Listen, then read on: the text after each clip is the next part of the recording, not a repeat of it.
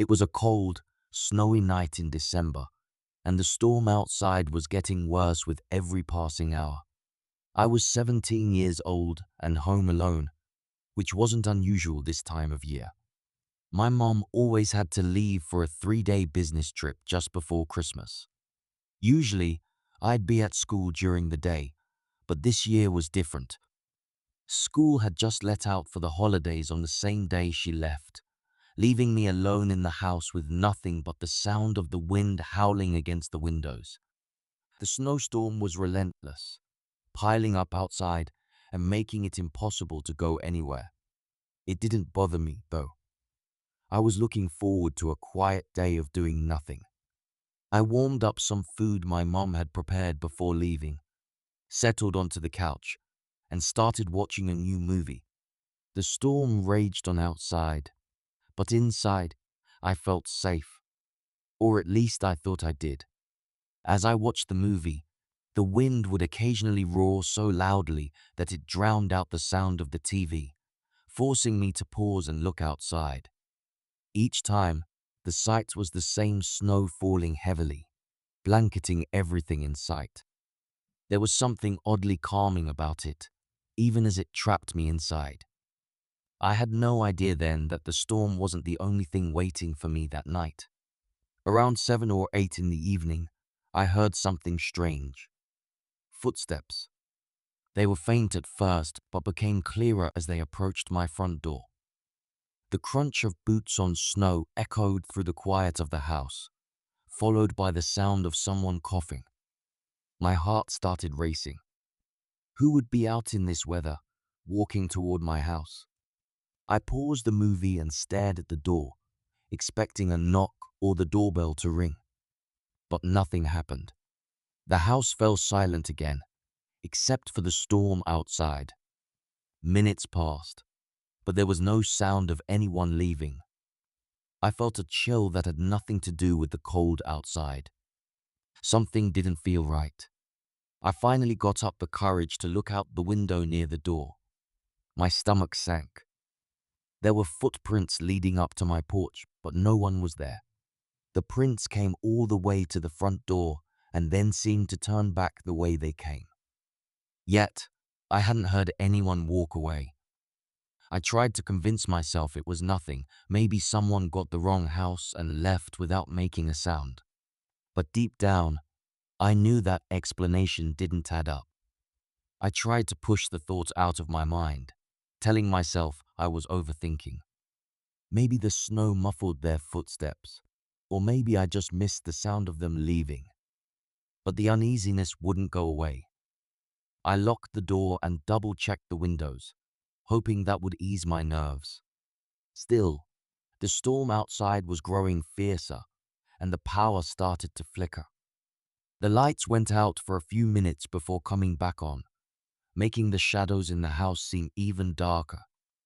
With nothing else to do, I sat on the couch, scrolling through my phone. The silence around me was thick, broken only by the howling wind.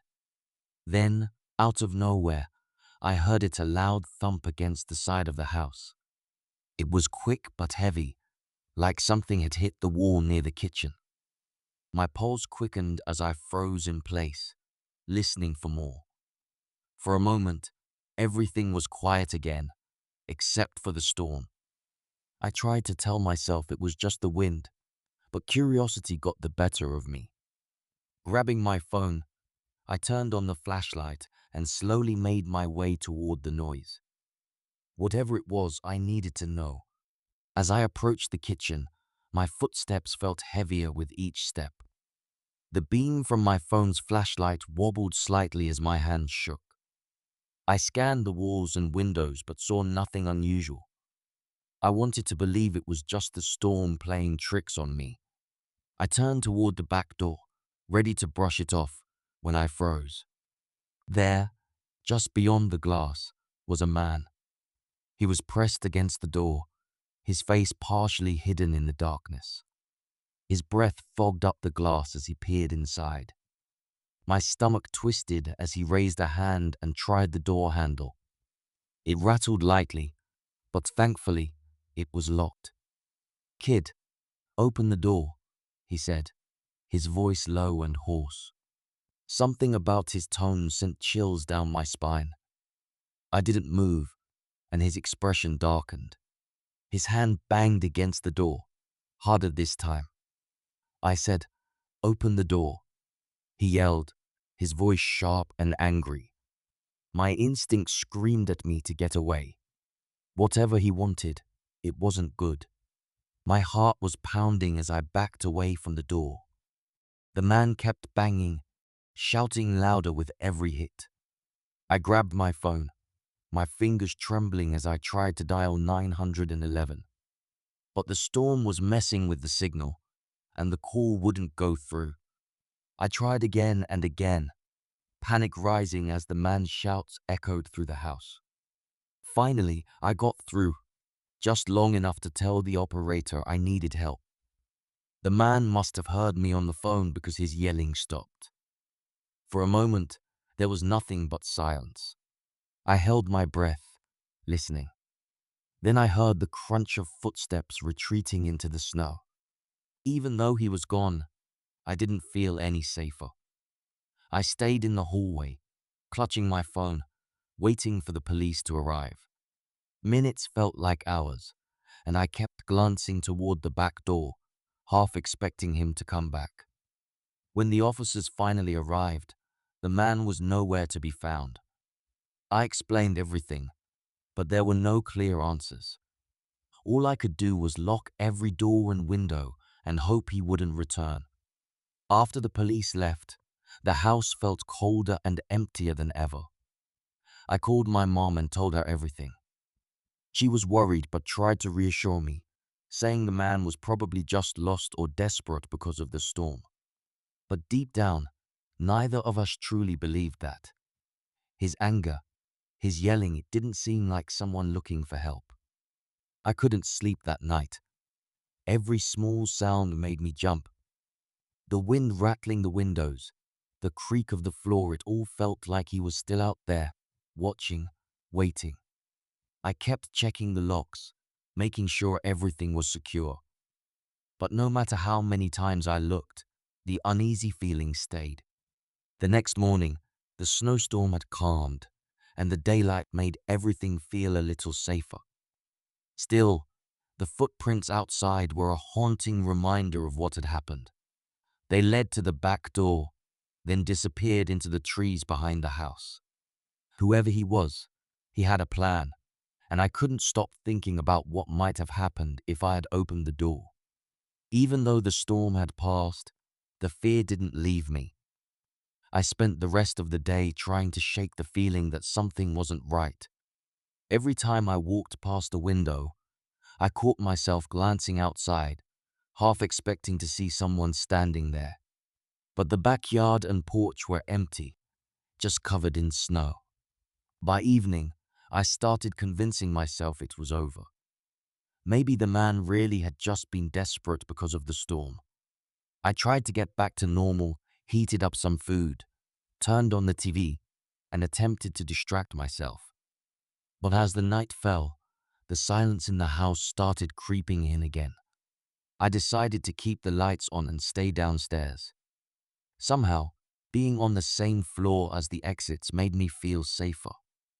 But in the back of my mind, the thought kept circling. What if he came back? What if he was still out there, waiting for the right moment? That lingering question was the worst part of all. As the hours dragged on, I couldn't shake the unease. Every little creak in the house made my skin crawl. I kept checking my phone, making sure I could call for help if I needed to. But the weak signal reminded me how unreliable it had been the night before. The isolation felt heavier now, and I couldn't help but wonder if the man had been watching the house for longer than I realized. I forced myself to stay alert, trying to focus on anything but the fear building inside me. The memory of his face, pressed against the glass, wouldn't leave my mind. He wasn't just looking for shelter, he was looking for something else. I could feel it. Eventually, exhaustion started to creep in, but I refused to let myself fall asleep. I stayed seated near the hallway, where I could see both the front and back doors. My ears strained to catch any sound, any sign that I wasn't alone. The night felt endless, and all I could do was hope it would pass without another knock, another shout, or worse. The roads were quiet, covered in snow, and the sky had already turned dark. I was driving back home after spending the holidays with family, determined to make it in one long stretch. 10 hours on the road wasn't easy, but I told myself I could handle it. As the snow started falling lightly, I figured it wouldn't be too much of a problem. I was wrong. By the time I was 3 hours away from home, the snowstorm was relentless. It poured down heavily, and the wind made it almost impossible to see ahead. I kept going, gripping the wheel tighter, hoping I could make it through. The highway was empty except for my car, which somehow made everything feel even more unsettling. The silence inside the car was only broken by the sound of the tires crunching through the snow. I kept telling myself it wasn't far now, but deep down, I could feel something wasn't right.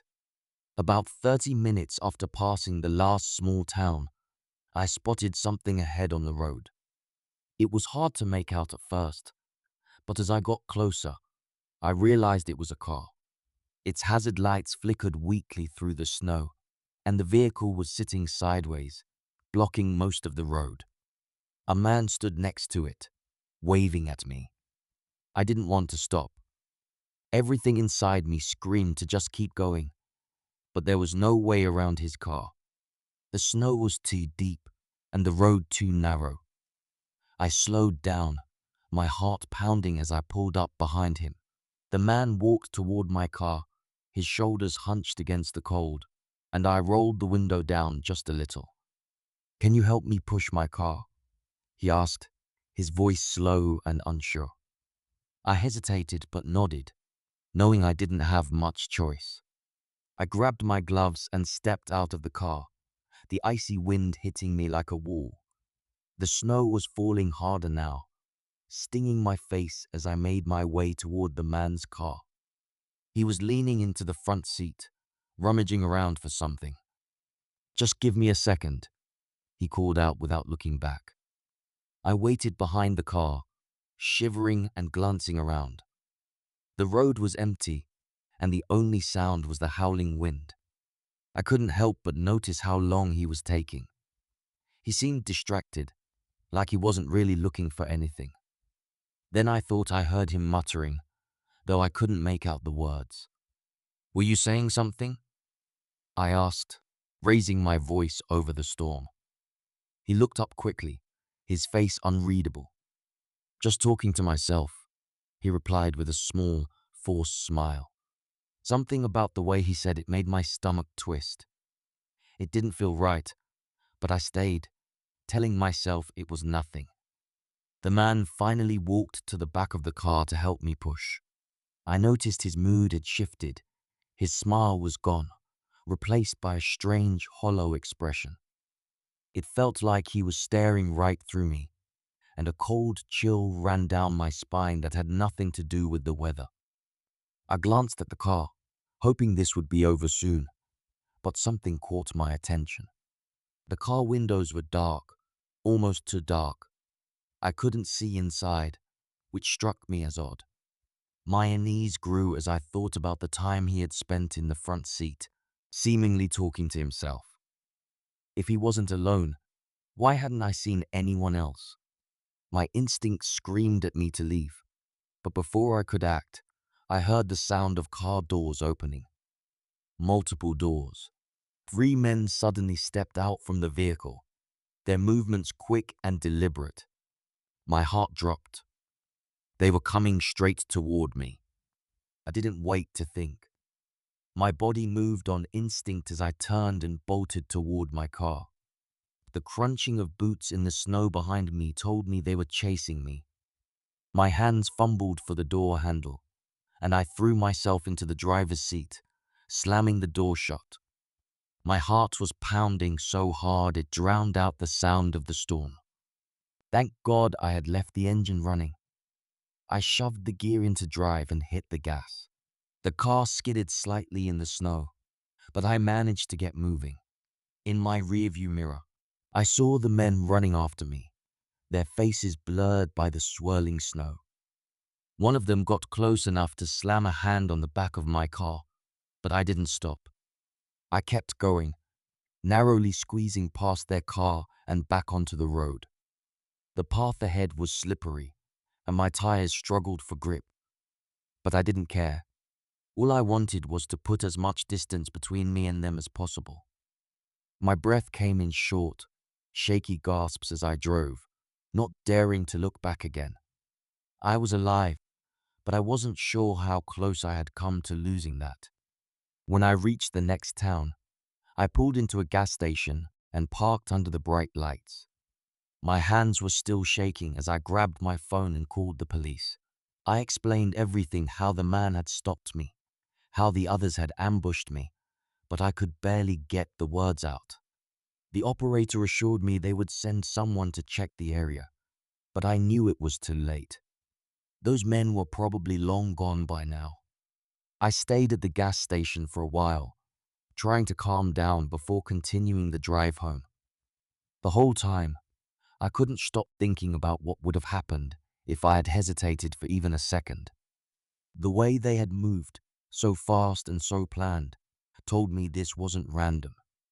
They had been waiting for someone like me, someone alone, vulnerable, and stuck in the storm. Even as I finally drove the last stretch home, the thought of those men and their intentions lingered in my mind. I had escaped, but the fear of what almost happened would stay with me for a long time. I couldn't stop replaying the incident in my mind. Every detail, every decision, felt like a thread in a web I had barely escaped. The way they had set everything up, the broken down car, the man's calm but odd behavior, none of it felt like a coincidence. It was a trap, and I had walked right into it. The police never got back to me with any updates. No arrests, no leads, nothing. It was like those men vanished into the storm as quickly as they had appeared.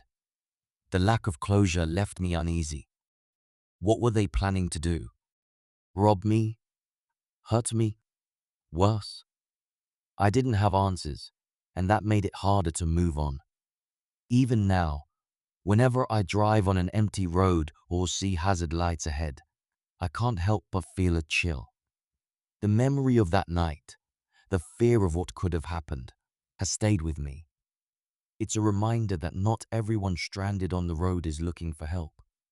Some are looking for something much darker. After that night, I started to look at things differently. I used to think that situations like this only happened in movies or to other people. But now, I know how quickly things can go wrong when you least expect it.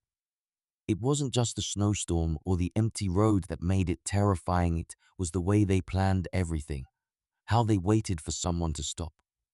I've learned to trust my instincts more.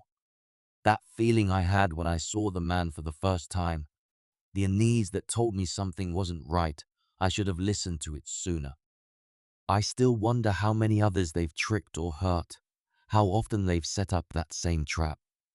The fear doesn't go away completely, but it's made me more cautious. Now, every trip feels different. I pay attention to every detail, every person I pass.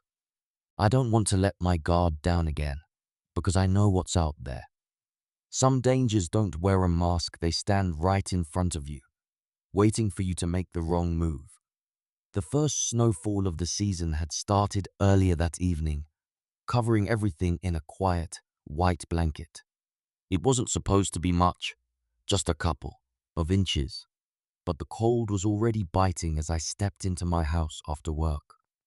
The clock read 8 p.m., and I was looking forward to nothing more than warming up and unwinding after a long day. I reheated some leftover pizza and stayed downstairs for a couple of hours, enjoying the calm.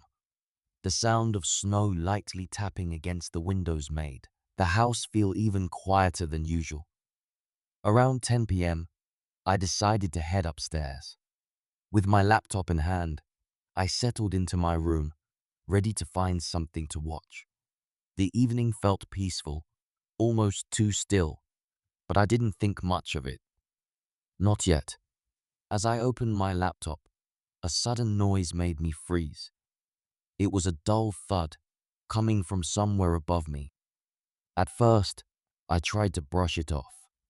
Maybe it was the snow shifting on the roof, I thought.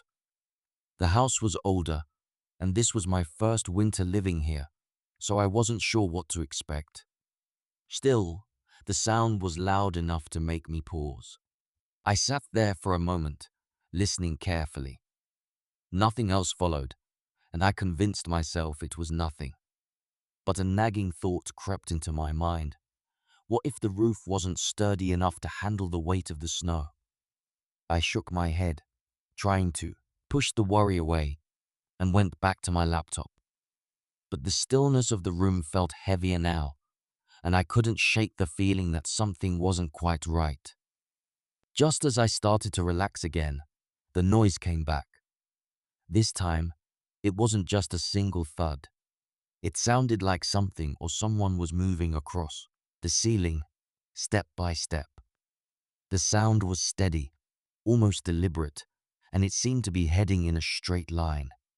My heart raced as I looked up, trying to figure out what could be causing it. I couldn't ignore it anymore. Grabbing my jacket, I decided to check outside.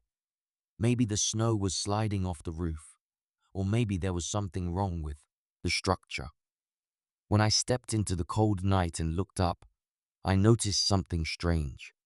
The snow on one side of the roof was completely gone, while the other side was still covered. It didn't make sense. I stood there for a moment, staring at the uneven snow, trying to understand how it could happen.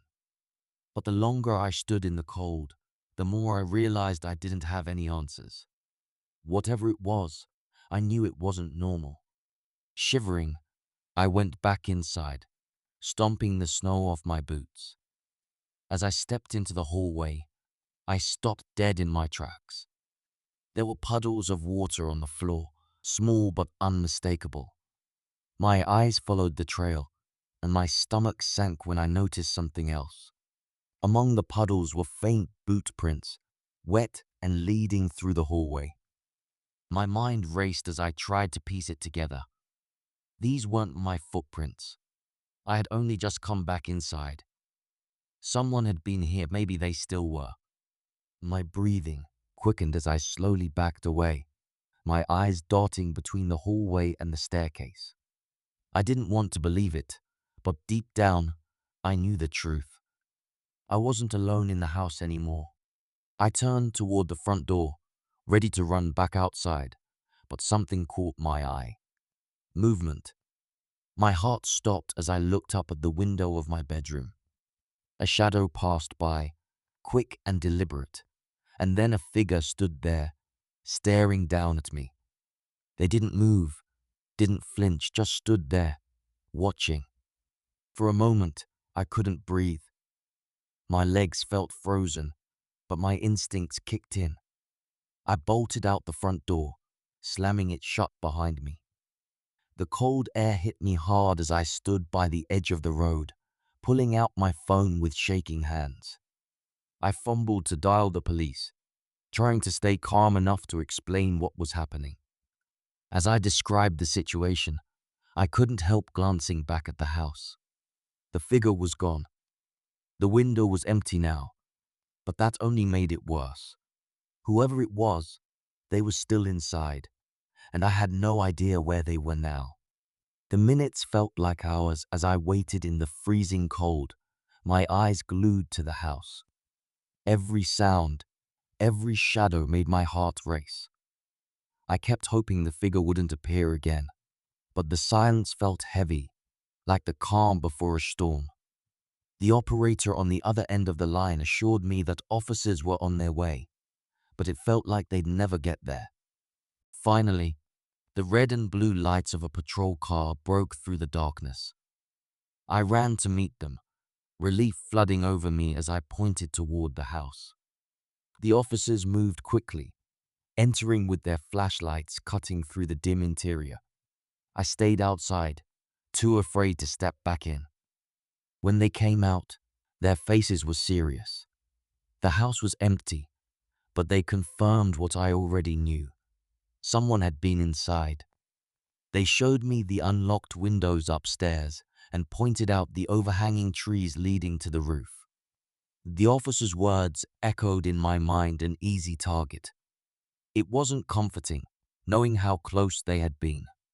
Whoever it was, they had left just as quietly as they came. After the police left, the house felt different, colder, darker, and no longer mine. I locked every door and window, double-checking each one, even though they assured me the intruder was gone. But the thought of what almost happened wouldn't leave me. The boot prints, the puddles of water, they weren't just evidence. They were reminders of how close I had come to something I didn't want to imagine. I couldn't shake the feeling that they weren't looking to steal anything.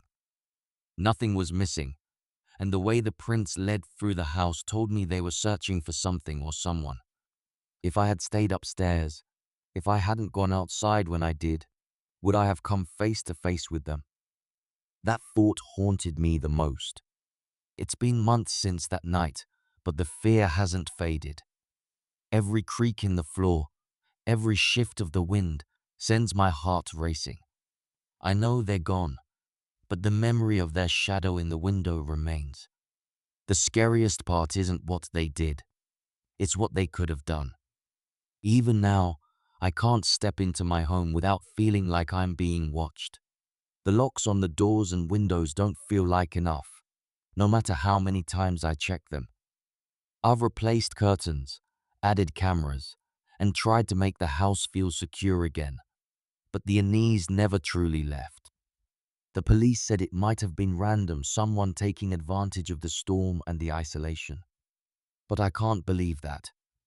The way they moved, the timing of everything, felt too intentional. It wasn't just a break-in. It was planned, calculated, and personal. That's what scares me the most. I'll never know who they were or what they wanted. I can only imagine what would have happened if I'd stayed upstairs a moment longer or come back inside too soon.